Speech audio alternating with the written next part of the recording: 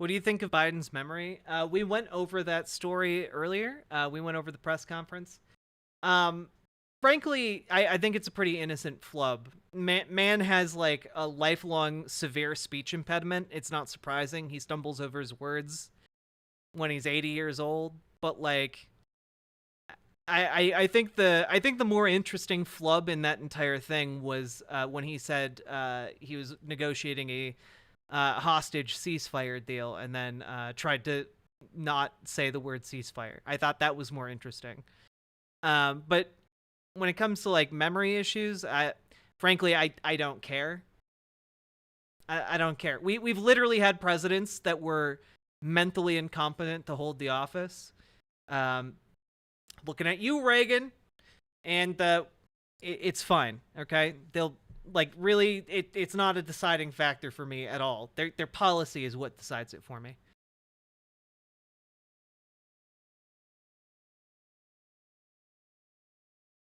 Shouldn't we try to look elsewhere for the sake of all Americans? Sure, but you know what? The time period to do that was like 2 years ago. You know that's the main issue I have is like, the time period for us to find not Biden and get them to run was 2 years ago. Like that's not an option anymore. The primary's done. Like it's done. He's the guy in 2024. I wish I had $1 million. I don't. They're too tough nuts. Like that, and that's part of what frustrates me. We have this talk every time like a general election rolls around, and people are like, "Hey, I hate the two-party duopoly." And I'm like, "Me too." And they're like, "So you shouldn't vote." I'm like, "No. If you want a multi-party system, you have to get involved on the state level and get ranked choice voting. Because if you don't do that, then we're never going to have multi-parties. And trying to stick it to the Democrats by not voting only empowers their opposition. God damn it. Do the work. Do the goddamn work. The time to do the work was years ago. Not now. Now it's too late. Now the work in front of us is getting like a neoliberal vegetable into office. That's the work we have to do now. God damn it. And I'm not happy about it. It makes my job a lot harder.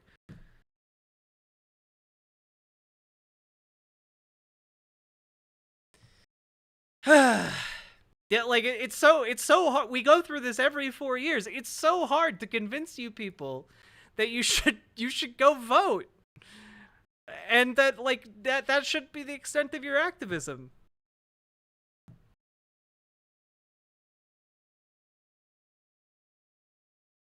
Yeah, Marianne Williamson was a progressive option, but like again, the time for her to be running was like a year ago, and like if we're gonna be honest, she had none. She had none of the institutional support or favors that Bernie had built up over like a 60-year-long career in politics.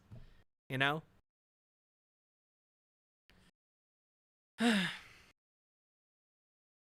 So yeah, the window's closed. What are your thoughts though about so many things that Democrats did horrible, like the crime bill? My general thoughts are that I hate Democrats, but I hate Republicans more. So I'm going to vote every time an election comes around for the least bad option. And in the meantime, between those periods where I go vote, I'm going to advocate for better options in primaries or different avenues where you can do things to actually meaningfully build power in your local communities.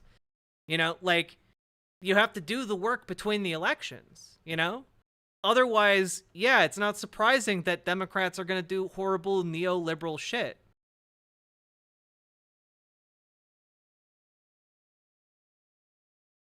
You know, like I fully acknowledge that Biden is terrible, but it would be more terrible for the United States to fall to fascism. So, yeah, that's kind of my stance on it. I don't like Nazis, I don't like fascists, and I think it would actually be bad if those folks controlled the United States, the largest superpower on Earth.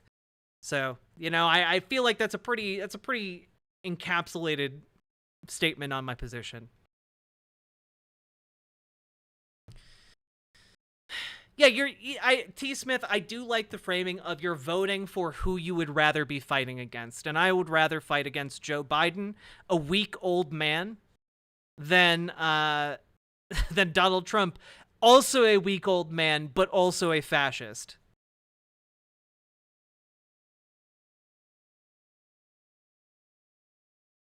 So that's my general position.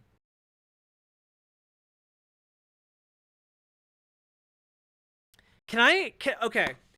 This is a story that I find personally baffling with my background. Um, can you help understand why they call them fascists? Like break down exactly why they do to be fascists? Well, since you got me in a break between different stories, sure. Now, I would really recommend reading Umberto Eco's essay called Fascism, okay? Fascism is like kind of the starting point for any definition of what fascism is as a political ideology. It's also like 25 pages. It's not very long. And Umberto Eco is like a sociologist, I believe. I might be wrong on that one. Who lived through Mussolini in Italy and the dictatorship of Mussolini. And so, like, when you go through his essay is basically about outlining the 14 different aspects of what compromise fascism as a political ideology, and it's pretty digestible. So let's just take a look at them real quick.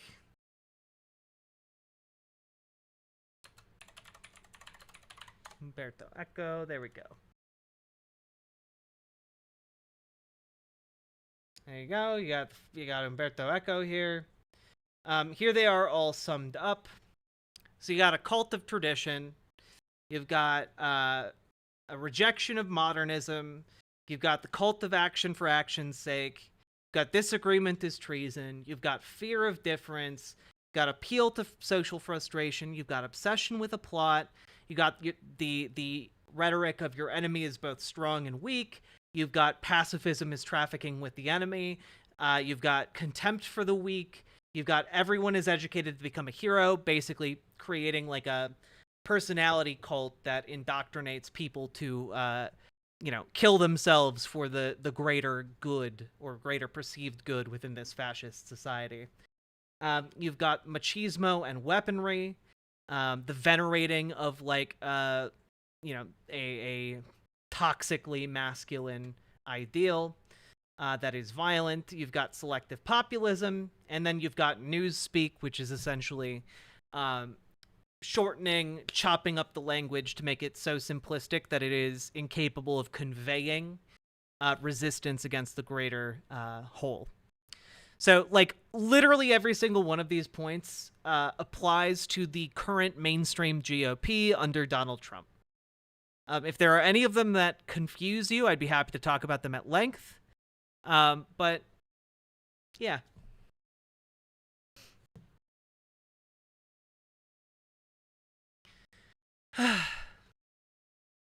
Your jaw is strong as shit? Damn straight. Gonna crack your fist on it if you try and punch it.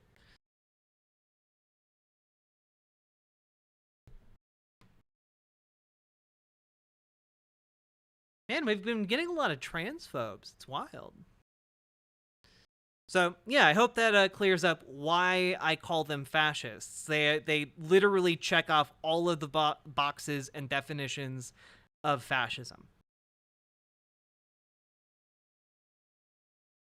So during his 2016-2020 reign, can you tell some of the things that happened that were fascist? Well, I can just point to you like several of the things he's doing right now that recently that are fascist. For example, he did the whole "I'm going to suspend the Constitution if I am elected president." For example, he talked about how he was going to eradicate LGBTQ people in his first week of presidency. He has talked about all of these things ad nauseum, constantly in his rhetoric. The entire Project 2025 is emblematic of it. The policies that he pursues are emblematic of it. The fact that he tried to do a soft coup is emblematic of it. Like it's not that complicated. Again, I would encourage you to read Umberto Eco's Fascism, which, I'll do the work for you. Fascism, Umberto Eco. Full text, because you can just get it for free. Here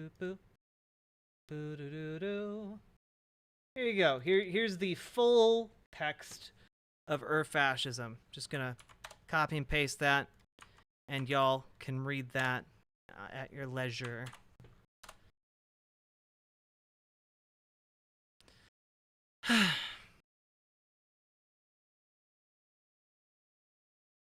Do we no longer have the command? I don't know if it's been reinstated yet. No.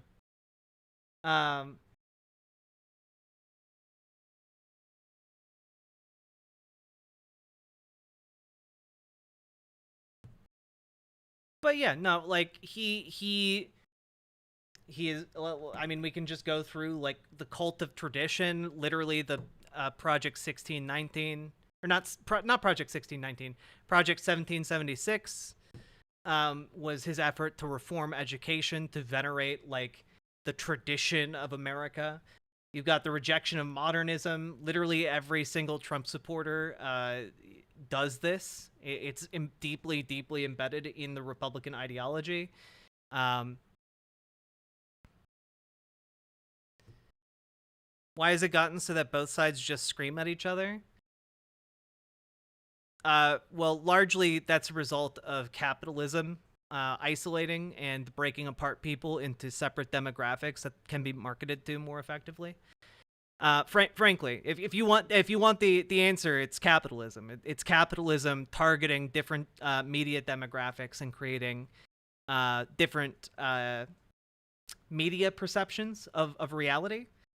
If you watch only Fox News, Breitbart, etc., Newsmax, you're going to have an alien perception of the world. If you go and watch the stuff from the Church Militant, that's been gaining viewers, you're gonna find people who have a very different view of the world, and largely this is a result of like breaking down the market into people who are more susceptible to certain messages than others.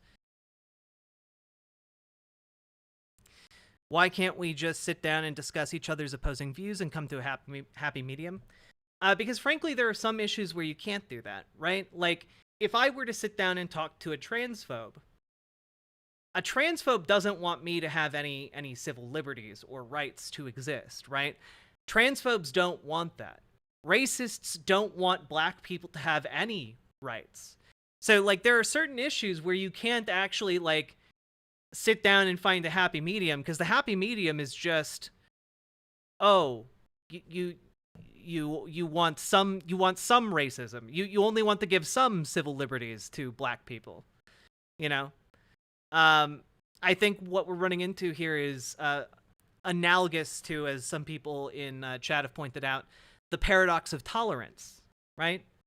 The idea that you can have a tolerant society, but by the very nature of tolerance itself existing, you cannot accept or bridge intolerance of those different than you. So you have to figure out who will you ostracize?